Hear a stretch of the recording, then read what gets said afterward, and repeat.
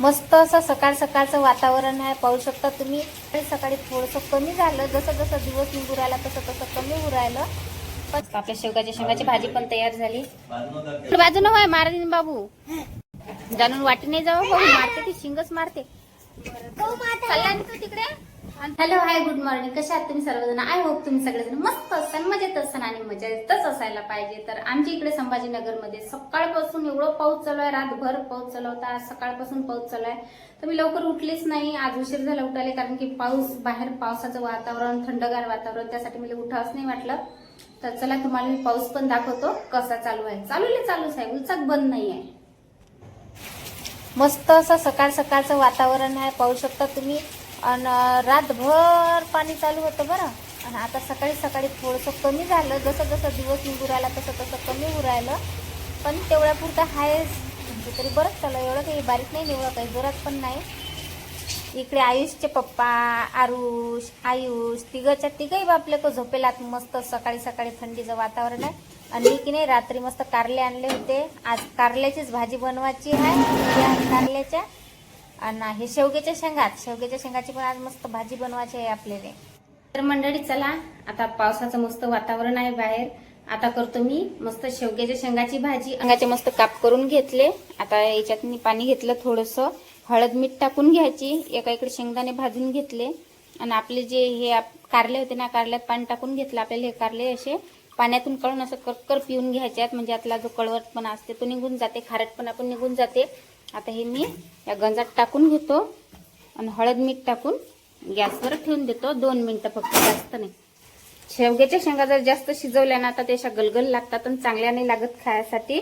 त्याची चव सगळी निघून जाते. नाही 2 मिनिटं शिजवायचं आहे. 2 मिनिटं शिजवल्याच्या नंतर याचं जे पाणी आहे ना, तर हे पाणी आपल्याला फेकून नाही द्यायचं, हेच आपल्याला भाजीत वापरायचं आहे. तर चला गॅस पेटून घेतो. चला आता एका इकडे मी काय करतो, शेंगाने पण भाजून घेतो, म्हणजे एका इकडे शेंगा भाजल्या जातात आणि एका इकडे भाजल्या जातात, म्हणजे शिजल्या जातात, एका इकडे शेंगाने भाजल्या जातात. पद्धतीने मी शेवगाच्या शेंगा मस्त कापून शिजून घेतल्या. एका इकडे फोडणी द्यासाठी कढई ठेवली. इकडे शेंगदाणे कुटून घेतले, असे बारीक बारीक कूट करून घेतला. एका इकडे कांदा, लसूण, अद्रक पण ठेचून घेतला. आता दे शेवग्याच्या शेंगाले फोडणी, तर त्यासाठी जिरं टाकून घेतलं. जिरं तळतळलं. इकडे संबार ठेवला होता मी, कारण की कसं संबाराच्या बुडालेले मोठी माती लागेल होती. माती मस्त मी धुवून घेतली आणि तसा सोकू घालायसाठी ठेवली.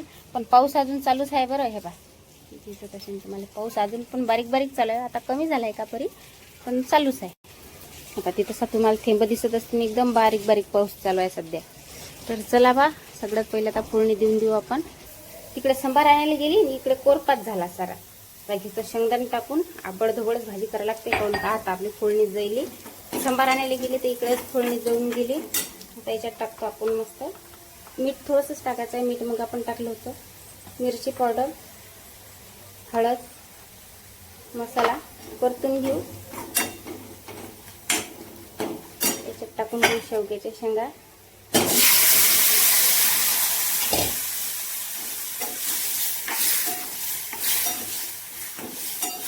शेवग्याच्या शेंगा मस्त आता परतून घेतल्या. लय मोठी काही भाजी नाही करायची, काऊन की आपल्याला इकडे कारले पण करायचे आहेत, तर त्यासाठी मग मी जास्त काही आता भाजी करत नाही, थोडीशीच करून घेतो. थोडासा कांदा जायला होता तर मी बाजूनं काढून घेतला आहे. पाय आजूबाजूचा कांदा काढून घेतला. आयुषले ना आरुषले जा लागते आता शाळेत. नी आरुष आटपलं का तुमचं? आतापर्यंत पाहिजे अभ्यास केली इकडे, आणि त्याची बॉटल भरून ठेवली शाळेत जायसाठी. खाऊन राहिले फुटाणे येणार आहे, आम्ही गावाचे आणले होते फुटाणे. आणि पाऊस म्हटला की मस्त खारट तुरट कुरुम कुरुम काहीतरी खा वाटते. आयुषच्या पप्पाने लावला त्याच्या आईने फोन, व्हिडिओ कॉल लावला. तर चला एका इकडे मी आरुषचे डबे बांधून ठेवले. मस्त आपल्या शेंगाची भाजी पण तयार झाली. इकडे कारल्याची भाजी पण तयार झाली. कारल्याची भाजी मस्त अशी कुरुम कुरुम झाली. आता पावसाळा चालू असल्यावर मस्त कुरुम कुरुम अशी. जर तुम्हाला ही रेसिपी पाहायची असेल तर कमेंट करून सांगा, तुमच्यासाठी मी रेसिपी करून दाखवीन.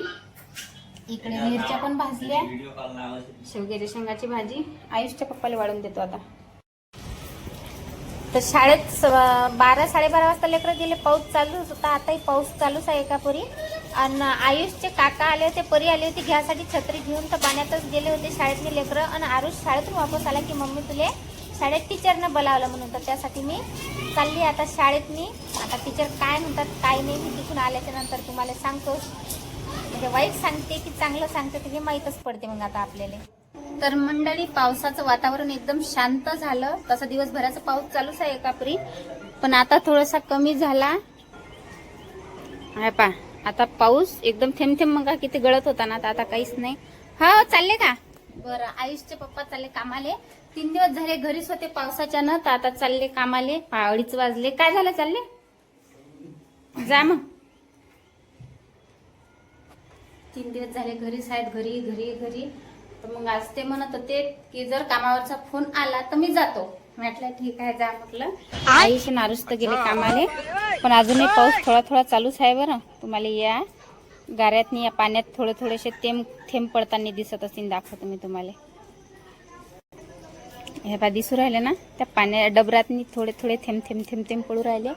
तर तिकडे गेले आयुषचे पप्पा. आता या झाडाच्या दिसून नाही राहिले, तिकडल्या साईडनं गेले. आणि लगे आरुष गेला 12:30 वाजता शाळेत गेला आरुष आणि आयुष. तर आरुष घरी आला होता मला बोलवासाठी की टीचरनं बोलावलं म्हणून, तर मी गेली होती शाळेतनी. हा बा तिथंच तुम्हाला ॲटो दिसते ना, तिथंसा शाळा आहे आयुषची. तर मला बोलावलं होतं त्यानं, मी गेली होती शाळेतनी. मुर्डेश्वर प्राथमिक माध्यमिक विद्यालय आहे, तर तिथं गेली होती मी. आयुषच्या टीचर म्हणत होत्या की बा 175 रुपयाचं एक पुस्तक आहे, तर तुम्ही आरुषसाठी घेऊन घ्या आणि 175 रुपये आणून द्या. म्हटलं ठीक आहे. सध्या आयुषचे पप्पा काही कामाला सध्या नाहीत म्हटलं, तर 2-3 दिवसाच्या नंतर कामाला गेल्याच्या नंतर देतो म्हटलं तुम्हाला. तर टीचरनं आरुषले पुस्तक दिलं. नंतर मी घरी आली. घरी आल्याच्या नंतर मी कामं केले, भांडे खुंडे झाड झुड कपडे किपडे धुवून घेतले. कारण की तुम्हाला हे पहा आभाळाचं वातावरण दिसत असेल. कपडे धुवून घेतले, पण कायच कपडे वाहूनच नेत राहिले. 2 दिवस झाले निरा कपडे जशाले तसेच ओले आहेत. चला आता फक्त घरात मी एकटेच आहो, मला काहीच नाही गमू राहिलं. आता जे काम राहिले सुईले आता ते काम करून घेतो. जरासा आराम करतो. आराम म्हणजे जर झोप आली तर झोपून जातो. इथंच टाकले मी कपडे खिडकीजवळ. हे पाय दिसत असतील तुम्हाला इकडे कपडे. मग असे संभार मी धुतला होता, गॅलरीत ठेवला होता, भाजीला फोडणी दिली होती त्यावेळेस. तर पाहू शकता तुम्ही आता मस्त असा सोकल्यासारखा झाला, हिरवागार झाला. मी जर तसंच बांधून ठेवला असता तर तो सोकल्यासारखा झाला असता. पण आता पाहू शकता तुम्ही किती मस्त. हा रात्री आणला होता संभार. रात्री आणून पण मी मस्त धुतला, त्याचे ते मागचे बुडं गिडं काढून घेतले आणि मस्त लगे असा टाकून दिला, तर मस्त हिरवागार झाला. शेवग्याच्या शेंगाची फक्त भाजी आता एवढी उरली, पण आयुषच्या पप्पांनी डबा नेला नाही म्हणून तेवढी भाजी उरली. हे पा ते शाळा दिसते ना, तिथं लहान लहान लेकरं दिसत असतील तुम्हाला. आता जेवण करायची सुट्टी झाली, 2:30-3 वाजले. याच टायमात लेकराला जेवणाची सुट्टी होते. ते खिचडी घेऊन चालले लेकरं, लहान लहान दिसतात तुम्हाला. डबे गिबे घेऊन येतात आणि तिथं लय मोठी गर्दी आहे बरं लेकरायची. खाली तुम्हाला स्टीलचे डबे दिसत असतील. कोणी प्लेटा घेऊन येते, कोणी डबे घेऊन येते. आमचं आयुष्य नारुष तर डबे म्हणजे डब्यात भातच नाही घेत. मला म्हणते भात नाही आवडत शाळेतला, मला भाजी पोळीच दे म्हणते. तर मंडळी चला आता 5:30 वाजले. आरुष शाळेतून येतील तर मी त्याला घ्यायला जातो. लेकराचे आई बाबा पण त्याला घ्यायला आले. ह्या बस चालले सगळेच्या सगळे जण. मला पण जा लागेल, कारण की कसं आता लय मोठा गाठा असल्याच्यानं लेकराला बॅगा उचलत नाही. बॅगा लय भारीच्या भारी आहेत आणि बॅगेतली लय मोठे पुस्तक बुक असल्याच्यानं त्याला गाड्यातून चालता नाही. तर चला मी जातो आता. तर चला आली मी बाहेर. दिसत असेल तुम्हाला लेकराची गर्दी. आयुष आणि आरुष तर काही अजून मला दिसून नाहीत राहिले. चला आला आमचा आयुष. साहिल आज शाळेचा ड्रेस कोणी घातला? शाळेचा ड्रेस सगळ्यात पहिले यायचं खो खो खेळला एकच बा. हा काही एक घंटे बाद आमचा खेळाला आम्ही. हा आमचा आरू पण आला. चला परी चाल पटपट. परी लय थकली. तुम्ही काय साठी आला दोघी जणी? साहिल घ्यासाठी आला का? बरं चला मग. ते देऊन दे पहिले तुम्हाला बॅग घे. आयुषनं बास्केटही दिली, बॅगही दिली माझ्याजवळ. खरोखर लय भारी आहे आणि गाराही लय आहे. चालतच नाहीये तिथं. तू काऊन थांबला? काय मिळलं आताच दाखवतं का? काय भेटलं रे ते? काय आहे ते? हा पेपर मध्ये काय म्हणते? साईन करायला लागत. साईन करायला लागते का? पाहू दे काय लिहिलंय. हे चुकलं आहे ते काही वाचू नाही देत हा काय आहे. हा आरू म्हणते मी साहिलच्या घरी जाता म्हणते. हे साहिल आहे आणि हा आजू म्हटलं माझं बॅग दिली बास्केट दिली नाही पण निघाला शाळा सुटता बरोबर. अरे होई ढोराला इकडे बाजून होय इकडे बाजून होय मारतीन बाबू जाणून वाटी नाही जावं बाबू मारते ती शिंगच मारते.